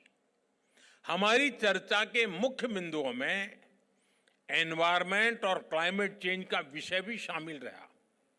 आज पूरी दुनिया सस्टेनेबल लाइफस्टाइल के महत्व को समझ रही है। फैशन वर्ल्ड भी इसके प्रभाव से अछूता नहीं है। आज दुनिया फैशन और एनवायरनमेंट और फैशन फॉर एम्पावरमेंट के लिए इस विजन को अपना रही है। इस संबंध में भारत दुनिया को रास्ता दिखा रहा है। सस्टेनेबिलिटी हमेशा से भारतीय टेक्सटाइल की परंपरा का अभिन्न हिस्सा रहा है। हमारी khadi, tribal textiles, natural dyes का उपयोग, ये सभी सस्टेनेबल लाइफस्टाइल के ही उदाहरण है। अब भारत की पारंपरिक सस्टेनेबल टेक्निक्स को कटिंग एज टेक्नोलॉजी का साथ मिल रहा है। इससे इंडस्ट्री से जुड़े कारीगरों, बुनकरों और करोड़ों महिलाओं को सीधा सीधा लाभ हो रहा है। साथियों, मैं समझता हूं संसाधनों का पूरा उपयोग और कम से कम वेस्ट जनरेशन टेक्सटाइल इंडस्ट्री की पहचान बननी चाहिए। आज दुनिया में करोड़ों कपड़े हर महीने इस्तेमाल से बाहर हो जाते हैं। इनमें बहुत बड़ा हिस्सा फास्ट फैशन वेस्ट का होता है, यानी वो कपड़े जिन्हें फैशन या ट्रेड चेंज होने के कारण लोग पहनना छोड़ देते हैं। इन कपड़ों को दुनिया के कई हिस्सों में डंप किया जाता है। इससे एनवायरनमेंट और इकोलॉजी के लिए भी बड़ा खतरा पैदा हो रहा है। एक आकलन के मुताबिक 2030 तक फैशन वेस्ट 148 मिलियन टन तक पहुंच जाएगा। आज टेक्सटाइल वेस्ट का 1/4 हिस्सा भी रिसाइकल नहीं हो रहा है। हमारी टेक्सटाइल इंडस्ट्री इस चिंता को अवसर में बदल सकती है। आप में से अनेक साथी जानते हैं, हमारे भारत में टेक्सटाइल रिसाइकलिंग और खासकर अपसाइकलिंग का बहुत डाइवर्स ट्रेडिशनल स्किल मौजूद है। जैसे कि हमारे यहाँ पुराने या बचे हुए कपड़ों से दरिया बनाई जाती है। बुनकर लोग और यहाँ तक कि घर की महिलाएं भी ऐसे कपड़ों से कितने तरह के मैट्स, रग्स और कवरिंग बनाती हैं। महाराष्ट्र में पुराने और यहाँ तक कि फटे कपड़ों तक से अच्छे अच्छे गोदड़ी बनाए जाते हैं। हम इन पारंपरिक आर्ट्स में नए इनोवेशन करके इन्हें ग्लोबल मार्केट तक पहुंचा सकते हैं। टेक्सटाइल मिनिस्ट्री ने अपसाइक्लिंग को प्रमोट करने के लिए standing conference of public enterprise और ई मार्केट प्लेस के साथ एमओयू भी साइन किया है। देश के कई अपसाइक्लर्स ने इसमें रजिस्टर भी किया है। नवी मुंबई और बेंगलुरु जैसे शहरों में टेक्सटाइल वेस्ट के डोर टू डोर कलेक्शन के लिए पायलट प्रोजेक्ट भी चलाए जा रहे हैं। मैं चाहूंगा हमारे स्टार्टअप्स इन प्रयासों से जुड़े, इन अवसरों को एक्सप्लोर करें और अर्ली स्टेप लेकर इतने बड़े ग्लोबल मार्केट में लीड लें। अगले कुछ वर्षों में भारत की टेक्सटाइल रिसाइकलिंग मार्केट $400 मिलियन तक पहुंचने की संभावना है, जबकि ग्लोबल रिसाइकल टेक्सटाइल मार्केट करीब $7.5 बिलियन तक पहुंचने का अनुमान है। अगर हम सही दिशा में आगे बढ़ें तो भारत इसमें और बड़ा शेयर हासिल कर सकता है।